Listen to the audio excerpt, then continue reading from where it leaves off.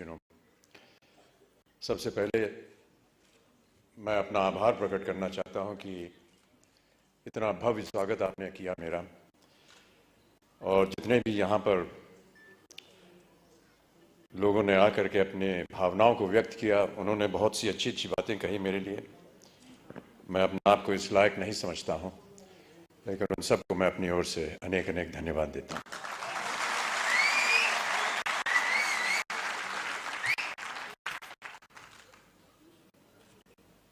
यहाँ पर जब मैं आया तो कार्यक्रम के आरंभ में आपने फूलों से मेरा स्वागत किया, पुष्पों की माला पहनाई, और मैं ऐसा मानता हूं कि ये जो पुष्पों की माला आपने मेरे गले में डाली, उसे मैं एक वरमाला के तौर पर देखता हूं। और ये जो वरमाला आपने मुझे पहनाई है, इस नाते से मैं आपके परिवार का एक सदस्य हो गया हूं।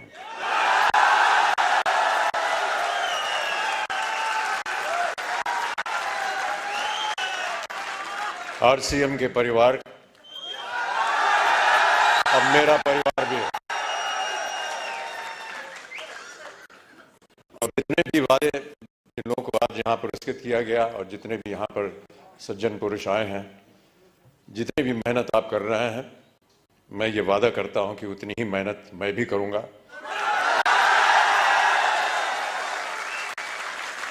ताकि जितने भी मापदंड लगाए गए हैं, वो चाहे 2500 के हों, 1000 के हों, 2000 के हों, उन सब में मेरा योगदान रहेगा। और जब जब आप लोग चाहेंगे कि मैं उपस्थित हूं आपके सामने, मैं अवश्य यहां पर हाजिर हूं।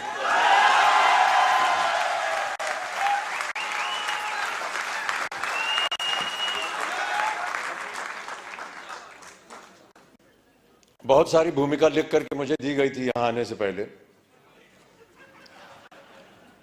कि इन बातों को लेकर के आप बोलिएगा यहां की जनता को। वो कागज है मेरे पास, लेकिन मुझे लगता है कि वो कागज मनोज जी के लिए बनाया गया था, वहां से गायब करके मेरे पास आ गया। फिर भी मैं ऐसा मानता हूं कि उसकी आवश्यकता नहीं पड़ेगी। मुझसे कहा गया था कि जितने भी यहां पर लोग हैं, उन सबको प्रोत्साहित करने के लिए कुछ शब्द आप बोल दीजिए। मेरा ऐसा मानना है कि किन शब्दों में आपको प्रोत्साहित करूं? सर, आप एक बार जय आरसीएम बोल दीजिए। जय आरसीएम।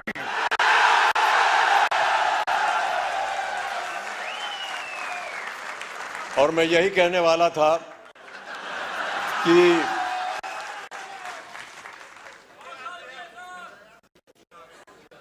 जो आपको प्रोत्साहित करने वाले हैं, वो आपके सामने यहां मौजूद हैं, त्रिलोचन जी। ये जीते जागते उदाहरण है इस कंपनी के, और जितने भी लोग इसके साथ संलग्न हैं।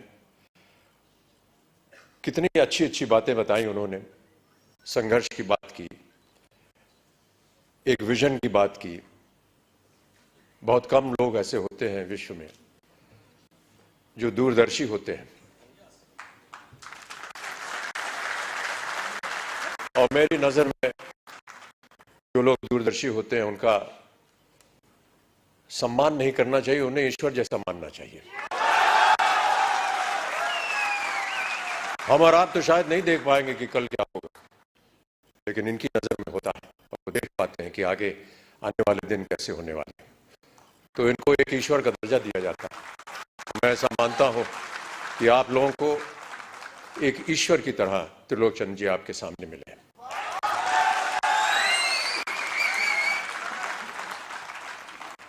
यहां आने के बाद कुछ क्षण मैं उनके साथ यहां वेटिंग रूम में बिता रहा था, और बहुत सारी बातें की हम दोनों ने।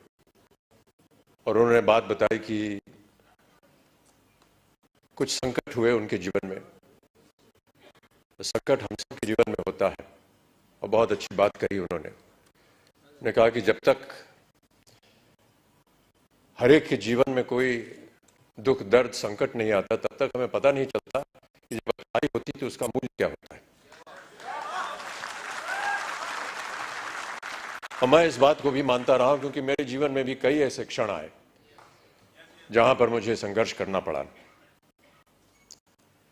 कई बार हताश होकर के मैं पूज्य बाबूजी से, जब वो जीवित थे, तो उनके सामने जाकर के कहता था कि बाबूजी जीवन में संघर्ष बड़ा है।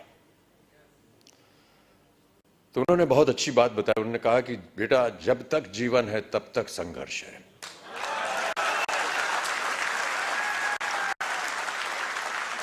और आप भी मान लीजिए कि आपके जीवन में प्रतिदिन प्रतिक्षण ये संघर्ष रहेगा। और आप लोगों को वादा करना पड़ेगा कि ये संघर्ष में आप लगे हैं, आगे भी आगे आप संघर्ष करते जाएंगे, ताकि जो भी कार्य आप उठाएं उसमें वो संघर्ष जो है वो नजर आए। जिस दिन लोग आपके संघर्ष को सम्मानित करेंगे, उस दिन आपका पदार्थ जो है वो ऊंचाइयों पर पहुंचाएगा।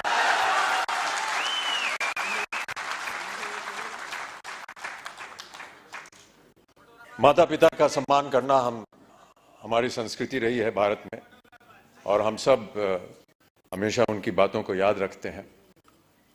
कई बार बाबूजी से पूछता था कि मेहनत करने के लिए क्या करना चाहिए। उन्होंने कहा कि काम करना चाहिए और समय से काम करना चाहिए। एक संस्कृत का श्लोक उन्होंने मुझे बताया कि सूर्योदय चास्तमय चशाइनम जहाति लक्ष्मी रवि चक्रवर्तीनम। माने ये कि सूर्य उदय होने से लेकर के और अस्त होने तक जो इंसान सोता है, वो चाहे चक्रवर्ती राजा भी क्यों ना हो, उसकी धनराशि जो है वो गायब हो जाती है। तो सूर्य उदय होने से पहले आपको उठना पड़ेगा और न्यूट्री चार्ज को आगे बढ़ाना पड़ेगा।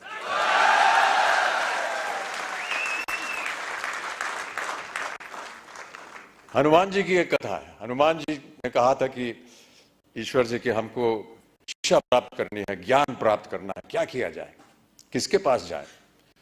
उनसे बताया गया कि आप सूर्य के पास जाइए। सूर्य देवता जो है वो ज्ञान का भंडार है, उनके पास आप जाएंगे तो वो आपको ज्ञान दे सकेंगे। तो हनुमान जी गए सूर्य देवता के पास। तो सूर्य देवता ने कहा, भैया मैं तो चलायमान हूं, चलता रहता हूं, कैसे तुमको शिक्षा दूंगा मैं।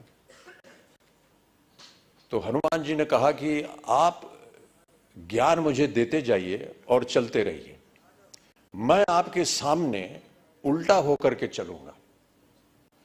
तो आप चलते रहेंगे, मैं आपके सामने उल्टा होकर के चलता रहूंगा और ज्ञान प्राप्त हो जाएगा मुझे। कहने का तात्पर्य यह है कि सूर्य के आगे आपको चलना पड़ेगा, तभी जाकर के आपको ज्ञान प्राप्त होगा, तभी आपका संघर्ष जो है वो सफल होगा। प्रोत्साहित करने के लिए एक कविता की कुछ पंक्तियां हैं। इससे पहले मधुशाला की एक पंक्ति पढ़ी गई थी, क्षमा चाहता हूं, उसमें थोड़ी बहुत त्रुटियां थी। जो यहां सज्जन पुरुष आए थे उसको मैं दोबारा एक बार सुनाना चाहूंगा आपको कि मदिरालय जाने को घर से, मदिरालय जाने को घर से चलता है पीने वाला, किस पथ से जाऊं असमंजस में है वो भोला भाला, अलग अलग पथ बदलाते सब, पर मैं ये बतलाता हूं कि राह पकड़ तू एक चला जल, पा जाएगा मधुशाला।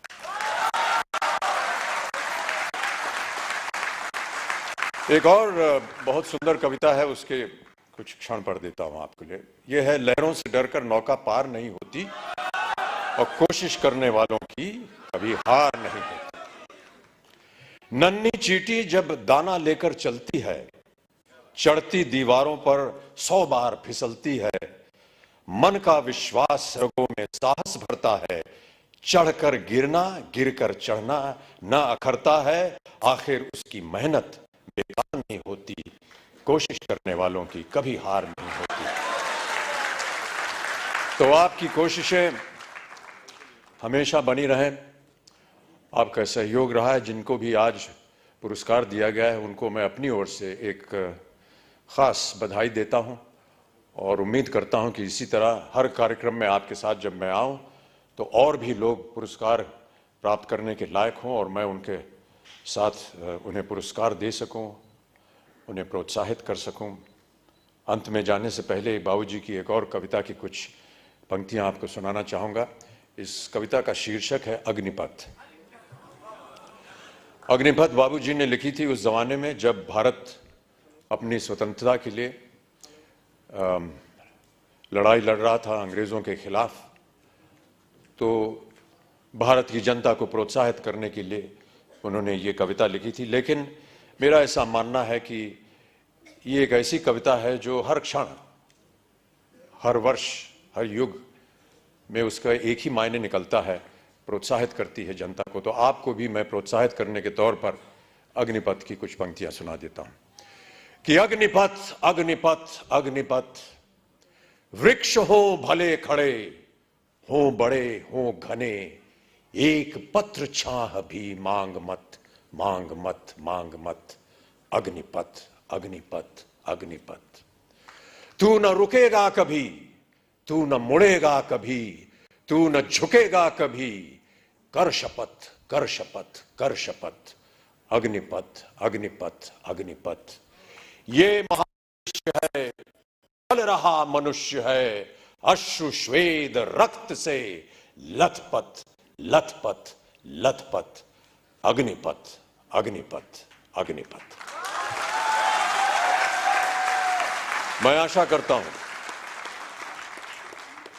कि आप सब इस अग्निपथ को स्वीकारें और इस पथ पर चलकर अपने श्रम से, अपने कार्य से इस अग्नि परीक्षा को पार करें और आरसीएम को और न्यूट्रिचार्ज को एक ऐसी ऊंचाई पर पहुंचाएं जहां विश्व भर में इसका नाम हो। बहुत सारे पुरस्कार इसको पहले भी मिल चुके हैं, लेकिन पुरस्कारों से ज्यादा हमें मेहनत करनी होगी। पुरस्कार मिलते रहेंगे, आते रहेंगे, लेकिन सबसे बड़ा पुरस्कार वो होता है जब आपको अपने मन के अंदर ये सांत्वना मिलती है कि हमने जो मेहनत की वो पुरस्कार के लायक थी। बहुत बहुत धन्यवाद।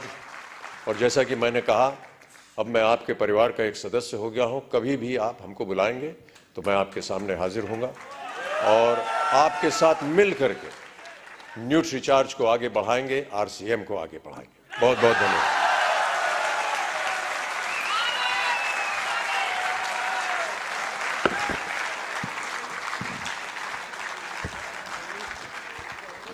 Thank you so much, sir, for those kind words and for gracing this occasion.